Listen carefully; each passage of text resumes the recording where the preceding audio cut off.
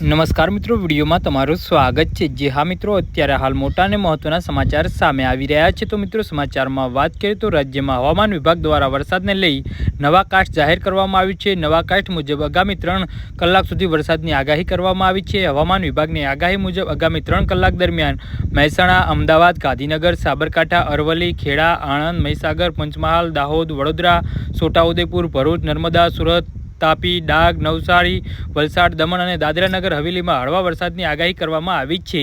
હવામાન વિભાગની આગાહી મુજબ આજે પોરબંદર, જૂનાગઢ, ભાવનગર, બોટાદ, સુરેન્દ્રનગર, મોરબી, અમદાવાદ, આણંદ, ભરૂચમાં એલર્ટ આપવામાં આવ્યું છે। આ જિલ્લાઓમાં આજે ભારેથી અતિ ભારે વરસાદ વરસી શકે છે। હવામાનની વિભાગની આગાહી પ્રમાણે આવતીકાલે બુધવારે પણ રાજ્યમાં વરસાદી માહોલ યથાવત રહેશે। બોટાદ જિલ્લામાં ભારે વરસાદના કારણે આબ ફાટી હોય તેવી સ્થિતિ સર્જાશે।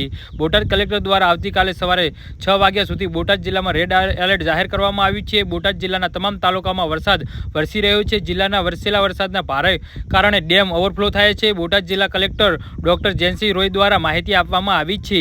બોટાદમાં 15 ઇંચ વરસાદ વરસ્યો છે। રાણપુરામાં 5 અને બરવાળામાં 9 ઇંચ, જ્યારે ગઢડામાં 14 ઇંચ વરસાદની જળબંબાકાર જેવી સ્થિતિ સર્જાઈ રહી છે।